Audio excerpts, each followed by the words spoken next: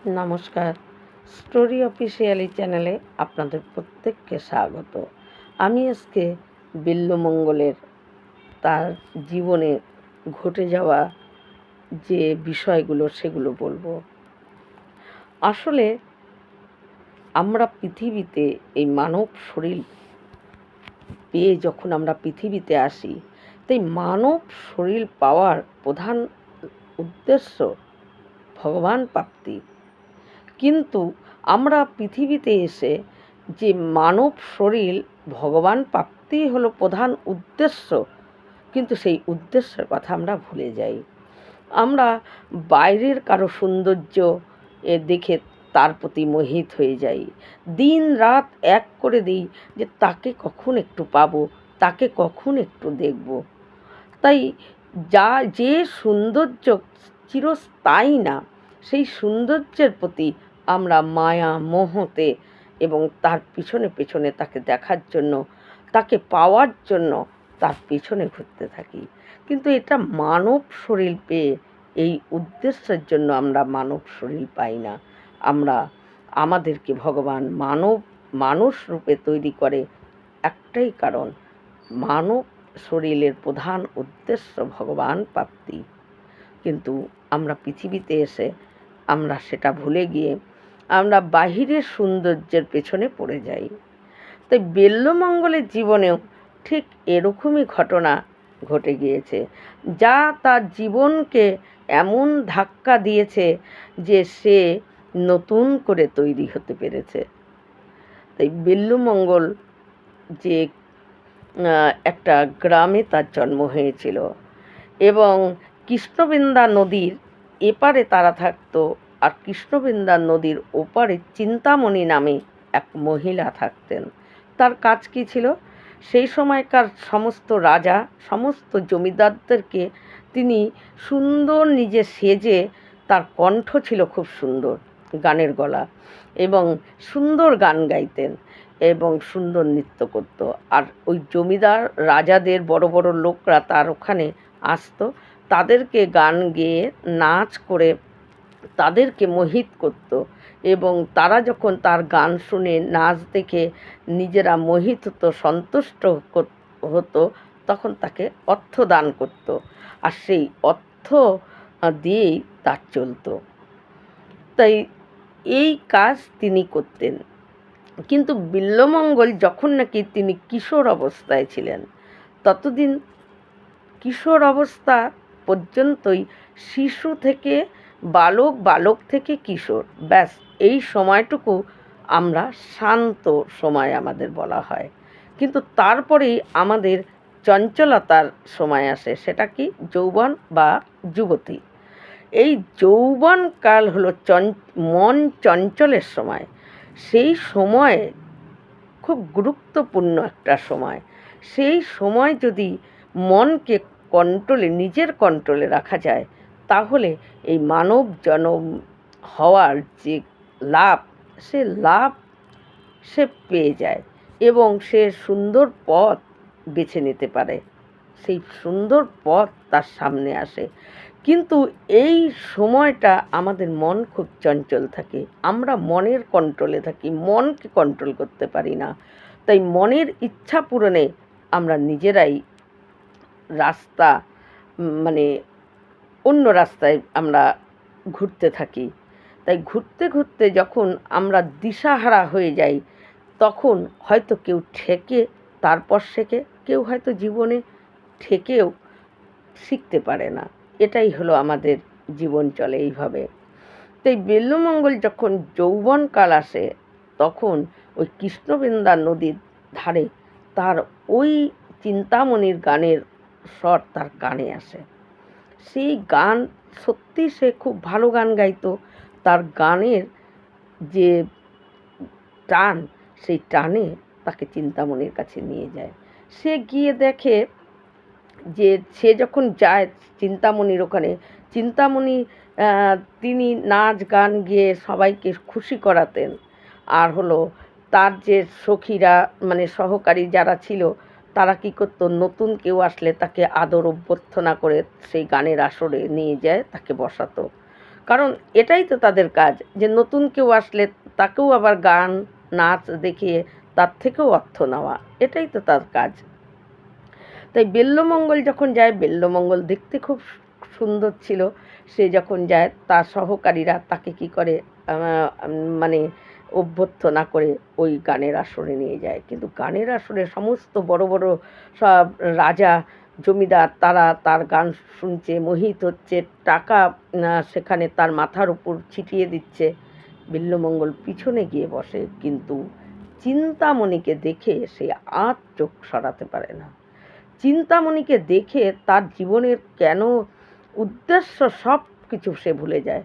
তার জীবনের একটাই উদ্দেশ্য থাকে, যদি একবার একে আমি পাই নিজের করে, একবার যদি তাকে যদি আমি সর্বক্ষণ দেখতে পাই, তার স্পর্শ, তার দেহের উপর তার যে মানে ভাব, আকর্ষণ, তার দেহ উপরে সে মোহিত হয়ে পড়ে। তাই চিন্তামণি এইভাবে তার যখন নাচটা দেখানোর পর, আর ওই বেল্লমঙ্গলকেও চিন্তামণি দেখে যে একজন সুন্দর, সে একজন যুবক, সেও আসছে। কিন্তু ওই বেল্লমঙ্গল তারপর থেকে সে শুধু রাতে যেত না, সে দিন রাত সব সময় চিন্তামণির কাছে তাকে দেখার জন্য সে ব্যাকুল হয়ে থাকতো। সব সময় তার ওখানেই যেত, যখন তখন, রাতে দিনে, সব সময়, তার কোনো সময় ছিল না। এদিকে পাড়ার সমস্ত প্রতিবেশীরা সবাই তাকে আটকানোর চেষ্টা করত, যে তুমি সেখানে যেও না, কারণ সবাই ভাবতো যে সেখানে গেলে সে একটা খারাপ পথে চলে যাচ্ছে, তাই আটকানোর চেষ্টা করে।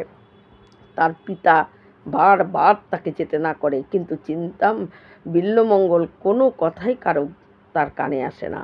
সে মোহিত হয়ে থাকে কতক্ষণ, মানে তাকে না দেখে সে যেন কিছু সময়ও থাকতে পারে না। এই করতে করতে ওই চিন্তামণির ওখানেই সে থাকতে শুরু করে দেয়, আসেই না বাড়িতে। একদিন দুদিন পর সে একটু বাড়িতে আসে, আবার ছুটে চলে যায়। যে চিন্তামণিকে ছাড়া, তাকে এতটা সে ভালোবাসে, চিন্তামণি ছাড়া যেন জীবনের আর কোনো কিছুর দরকার নেই। চিন্তামণি থাকলেই তার সব আছে, পৃথিবীর সব কিছু পাওয়া হয়ে যাবে যদি চিন্তামণি তার কাছে থাকে। এই রকম তার প্রতি টান, তার উপরে ভালোবাসা। এইভাবেই যখন চিন্তামণির ওখানে সে দিন রাত পড়েই থাকে, তখন একদিন ওই বেল্লমঙ্গলের এক ভাই ছিল, সে তখন তার পিতার মৃত্যু হয়। সেই পিতার মৃত্যুর খবর দেওয়ার জন্য, যেহেতু বেল্লমঙ্গল বড় ভাই, তাই দায়িত্ব কর্তব্য যদি সে পালন করে তাকে জানানো দরকার। তাই সেই ভাই জানে যে ওই চিন্তামণির বাড়িতে গেলেই তাকে পাওয়া যাবে, তাই চিন্তামণির ওখানে যায়। সেখানে গিয়ে বেল্লমঙ্গল তার দাদাকে বলে যে, দাদা, আমাদের পিতা, তার মৃত্যু হয়ে গেছে, সে পৃথিবী ছেড়ে চলে গেছে। তুমি বড় দাদা হিসাবে তুমি এখানেই দিনরাত পড়ে থাকো, তাই বাবার অন্তিম কাজ করার জন্য আমি তোমাকে বলতে এসেছি। যদি তুমি গিয়ে বাবার অন্তিম কাজ করো, তাহলে তুমি করতে পারো, আর না হলে আমি বাবার অন্তিম কাজ আমি করব।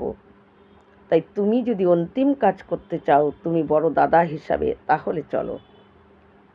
কিন্তু বেল্লমঙ্গল তখনও চিন্তা করে যে বাবার মৃত্যু হয়েছে, তার মানে 11টা দিন আমি চিন্তামণিকে দেখতে পারবো না। এই 11 দিন আমি কি করে থাকবো? কিন্তু বাবার মৃত্যু হয়েছে, তাই চিন্তামণি তখন বেল্লমঙ্গল বলে, বাবার মৃত্যু হয়ে গেছে? বলে হ্যাঁ। তখন ভাবে যে, চিন্তামণিকে বলে যে, 11 দিন আমি কি করে তোমাকে না দেখে থাকবো? চিন্তামণি তখন বলে যে, তুমি এক্ষুনি চলে যাও, তোমার বাবার মৃত্যু হয়েছে, তুমি বড় ছেলে হিসাবে, সন্তান হিসাবে তোমার দায়িত্ব কর্তব্য তুমি পালন করো। 11 দিনের আগে তুমি আমার বাড়িতে ঢুকতে পারবে না, আমি তোমাকে বলে দিলাম। এখন চিন্তামণি যখন এই কথা বলে, বেল্লমঙ্গল আর কী করবে? সে মনের দুঃখে বাবার দায়িত্ব পালন করার জন্য যায়, এবং সেখানে গিয়ে তার 11টা দিন মনে হচ্ছে যেন 11টা যুগ।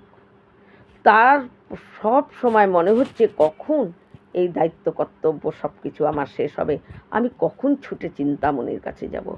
কত দিন দেখি না তাকে, কতক্ষণ হলো তাকে দেখি না, কখন তাকে দেখব। চিন্তামণির জন্য মনের মধ্যে অনবরত তার কথাই, বাবার শেষ অন্তিম কাজের দায়িত্ব পালন করছে পুত্র হিসাবে, কিন্তু সুপুত্র হিসাবে যে বাবার শেষ কাজ করা সেটা কিন্তু বিল্বমঙ্গল করছে না। সে শুধু দায়িত্ব পালন করছে পুত্র হিসাবে। কিন্তু মনের মধ্যে তার কতক্ষণে 11 দিন পূর্ণ হবে, আমি চিন্তামণিকে দেখতে যাব।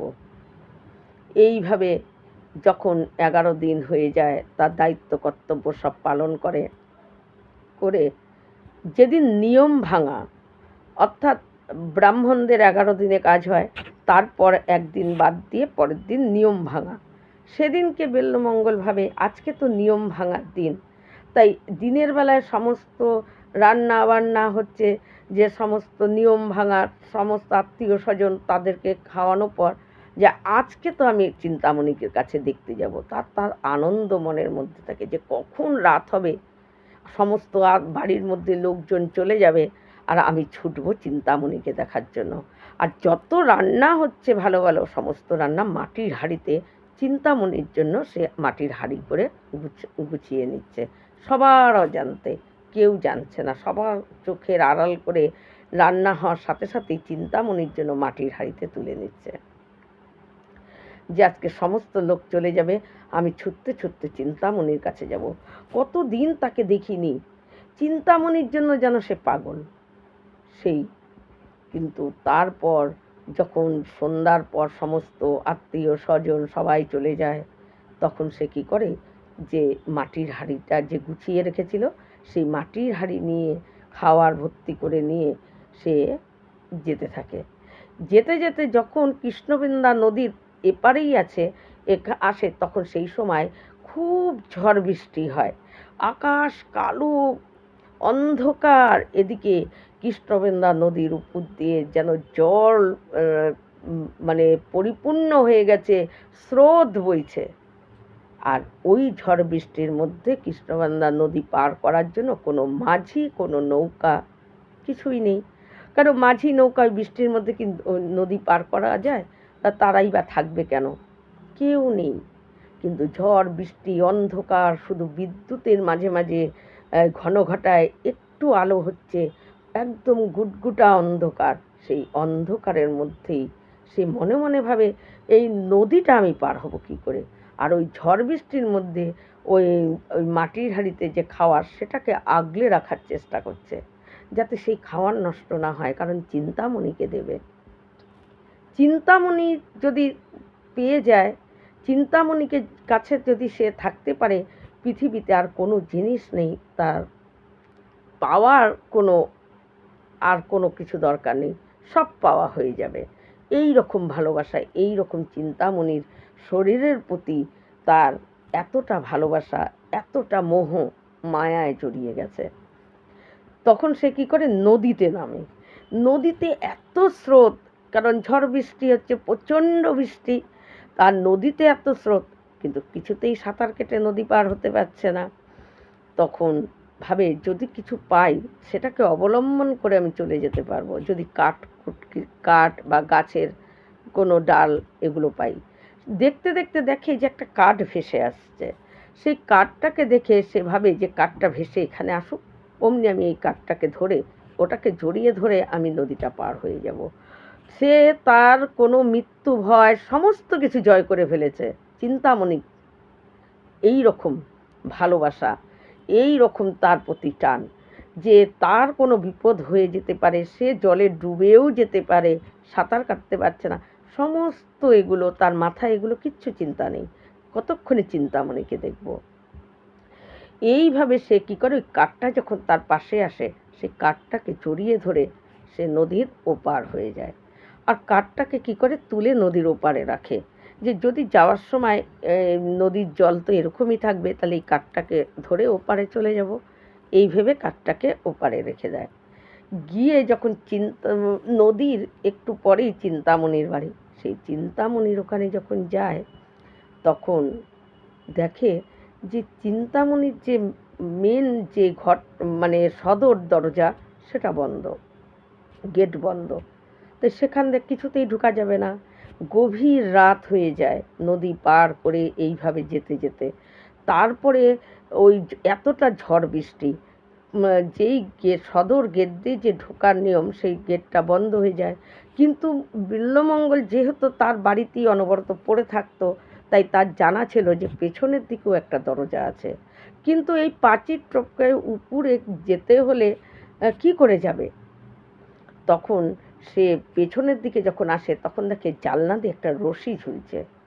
তখন সে কি করে, সে সঙ্গে সঙ্গে রশি দেখে ভেবে নেয় যে চিন্তামণি, সে হয়তো বুঝতে পেরেছে যে আজকে আমাদের নিয়ম ভাঙার দিন, তাই আমি আজকে আসব, তাই আমার আসার পথে সে আমার জন্য একটা দড়ি বেঁধে রেখেছে, যে আমি যাতে দড়ি বেয়ে তার কাছে যেতে পারি।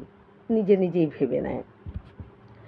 ভেবে সে কি করে, সেই দড়ি বেয়ে সে ওই উপরে উঠে যায় এবং দরজার সামনে গিয়ে চিন্তামণি, চিন্তামণি বলে ডাকে। এদিকে চিন্তামণি আর চিন্তামণি সহকারীরা তারা ঘরের মধ্যে ভাবতে থাকে, এইরকম ঝড় তুফানের বৃষ্টির দিনে চোরও তো বাড়ির থেকে বেরোবে না, তো এত রাত্রিরে কে আসলো এখানে? যখন চিন্তামণি, চিন্তামণি, আমি আমি বেল্লমঙ্গল। চিন্তামণি হাতে লণ্ঠন নিয়ে দরজা খুলে খুলে বলে, তুমি কি করে উপরে আসলে? বলে, তুমি তো আমার জন্য দড়ি বেঁধে রেখেছো জানলার সঙ্গে। বলে, আমি আমি কখন দড়ি বেঁধে রেখেছি? এই ঝড় বৃষ্টি তুফান, এত অন্ধকার, এর মধ্যে তুমি কেন এসেছো? কেন এসেছো? তুমি জানো এখন কত রাত? এই গভীর রাত্রিরে তুমি কেন এসেছো?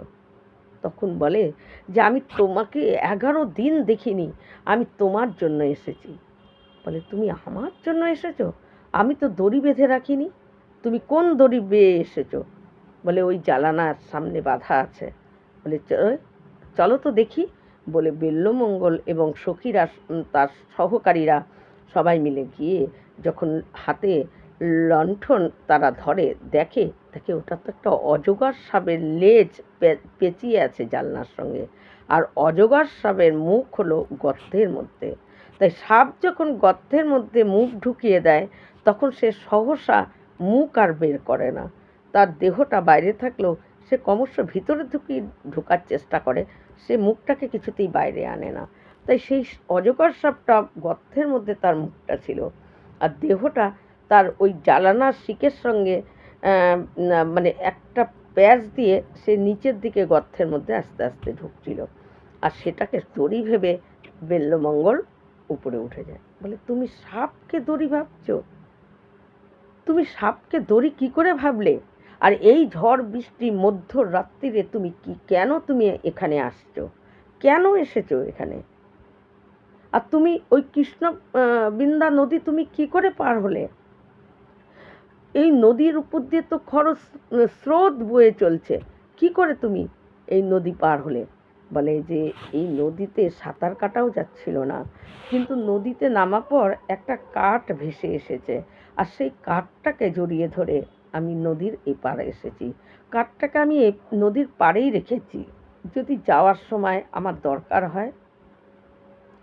তখন চিন্তামণি মনে মনে ভাবে যে নাকি সাপকে দড়ি ভেবে উপরে উঠতে পারে, তার মানে সে দেখি তো কোন কাঠ সে দেখেছে। বলে, চলো তো আমার সঙ্গে। হাতে লণ্ঠন নিয়ে বেল্লমঙ্গলকে সাথে নিয়ে ওই চিন্তামণি সে কী করে, ওই নদীর পাড়ে আসে। পাড়ে এসে বলে, কোন কাঠ? বলে, এই যে কাঠ। দেখে লণ্ঠন ধরে আলো হয়, তখন দেখে যে সেটা কাঠ না, সেটা একটা মৃত মানুষের শরীর, মৃত মানুষের শরীর। তখন চিন্তামণি বেল্লমঙ্গলকে বলে যে, তুমি মৃত মানুষের শরীরকে তুমি কাঠ ভেবে এই নদী পার হয়েছ? তুমি নিজে যদি ডুবেও যেতে জলের মধ্যে, খরস্রোতের মধ্যে যদি তুমি ডুবে ভেসে চলে যেতে, সেই চিন্তা তুমি করনি। তুমি আমাকে, আমার এই শরীর যে চিরস্থায়ী, এই শরীর না, আমাদের সৌন্দর্য কতক্ষণ, আমাদের দিন যায়, আমাদের সৌন্দর্য নষ্ট হয়। তাই সৌন্দর্য তো স্থায়ী না, মানুষের শরীর স্থায়ী না, ক্রমশ সে খারাপ হতেই থাকে। শিশুকালে একরকম, কিশোরকালে একরকম, যুবতীকালে একরকম, বৃদ্ধর সময় একরকম। তাই এই শরীরও আমাদের সঙ্গের যে চিরস্থায়ী না, একরকম না। আর এই নশ্বর শরীর, যেই শরীর থেকে প্রাণ চলে গেলে, পরমাত্মা বেরিয়ে গেলে যে শরীর পচা গলিত গন্ধ হয়ে যায়, সেই শরীরের উপর তোমার এতটা ব্যাকুলতা, এতটা টান। আমি তোমাকে বলছি, তুমি এত রাত্রিরে এখানে এসেছি আমার কাছে শুধু আমার এই শরীরের সৌন্দর্য দেখার জন্য। তুমি এত রাত্রিরে যে ব্যাকুলতার সঙ্গে যে সাপকে দড়ি, মৃত শরীরকে কাঠ, এগুলো ভেবে যে ব্যাকুলতা এই ঝড় বৃষ্টির মধ্যে গেছো, তোমার এই ব্যাকুলতা যদি তোমার এই আমার শরীরকে দেখার জন্য যে তোমার আকর্ষণ, যে আমাকে তুমি যতটা ভালোবাসো তোমার হৃদয় থেকে, সেই ভালোবাসা, সেই ব্যাকুলতা সব কিছু যদি তুমি ঈশ্বরের জন্য তুমি এটা করতে, আজকে তোমাকে ভগবান দেখা দিত। যে পরম সুন্দর, যে পৃথিবীর এই সুন্দর সৃষ্টি যার যে রচনা করেছে, তা সে কত সুন্দর হতে পারে, সেই সৌন্দর্য তোমার সামনে আজকে ধরা দিত, সে তোমার সামনে আজকে থাকতো। তুমি আমার এই শরীর, নশ্বর শরীর, যেই শরীর আজ আছে কাল পচে গলে গন্ধ হয়ে যাবে, সেই শরীরের জন্য সে যেই হৃদয় যাকে তুমি ভালোবাসছো, আমি তো সেই রকম ভালোবাসার যোগ্য আমি না। তাই তোমার এই ভালোবাসা, তোমার এই আকুলতা যদি তুমি ঈশ্বরের প্রতি তোমার থাকতো, আজকে তুমি ঈশ্বর পেয়ে যেতে, আজকে তুমি গোবিন্দকে পেয়ে যেতে। তুমি আজ থেকে আমি তোমাকে বলছি যে তুমি আমার বাড়িতে যেন তোমাকে কোনো দিন না দেখি, আমি তোমাকে দেখতেও চাই না, তুমি কোনো দিন আমার বাড়িতে আসবে না। যাও, তোমার এই ভালোবাসা, তোমার এই আকুলতা নিয়ে তুমি ঈশ্বরের জন্য এইগুলো ব্যবহার করো। দেখো, ঈশ্বর তোমার কাছে, তুমি ঈশ্বরকে দেখতে পাবে, ভগবান পেয়ে যাবে। তুমি ভগবানের জন্য, তোমার ভেতরে যদি এই রকমই শুদ্ধ ভালোবাসা, এই রকম দেখার জন্য, সৌন্দর্য দেখার জন্য যে আকুলতা, যে টান দিয়েছে ভগবান, যে গুণ তোমার ভেতরে আছে, সেই গুণ দিয়ে তুমি ঈশ্বরকে দেখার চেষ্টা করো, তুমি তাকে পেয়ে যাবে। এই কথা বলে আর আজ থেকে তুমি আমাকে দেখার জন্য বা আমার ওখানে ঢোকার চেষ্টাও করবে না, আমার বাড়িতে তুমি আসবে না। এই বলে চিন্তামণি যখন ওই বিল্বমঙ্গলকে ওখানে ছেড়েই সে নিজের বাড়িতে চলে যায়, বিল্বমঙ্গল যাকে খুব ভালোবাসতো, ব্যাকুলতা ছিল যার প্রতি, সে যখন প্রত্যাখ্যান করে বলে দেয় যে সে যেন কোনো দিন তাকে মুখ না দেখায় এবং তার মুখ যেন দেখতে সে কোনো দিন না আসে, তখন তার ভিতরের হৃদয় ভেঙে টুকরো টুকরো হয়ে যায়। কারণ সে তো, তার ভালোবাসাটা এমন ছিল যে পৃথিবীতে যত জিনিস আছে কোনো জিনিস তার প্রয়োজন নেই, কোনো কিচ্ছু তার চাই না। ওই একমাত্র চিন্তামণিকে পেয়ে গেলে, তাকে দেখলে, তার শরীরের সৌন্দর্য প্রতি তার এতটা টান ছিল যে তাকে দেখলেই পৃথিবীর সব কিছু পাওয়া যেন তার পরিপূর্ণ হয়ে যাচ্ছিল। এই রকম ভালোবাসা। তখন বিল্বমঙ্গল আস্তে আস্তে সে বাড়ি ফিরে যায়। এর পরে যে ঘটনা ঘটে সেটা হলো আমি কালকে বলবো। আজকে আমি, কারণ এটা যদি আজকে আমি বলতে যাই তাহলে ভিডিওটা অনেক বড় হয়ে যাবে, তাই এই দ্বিতীয় পর্ব আমি কালকে বলবো। আজকে এটা আমি প্রথম পর্ব, বিল্বমঙ্গলের চরিত্রের প্রথম পর্বটা বললাম। এর পরের কাহিনী আমি কালকে বলবো। এই রকম ভিডিও পাওয়ার জন্য আমার চ্যানেলটিকে সাবস্ক্রাইব করবেন। নমস্কার।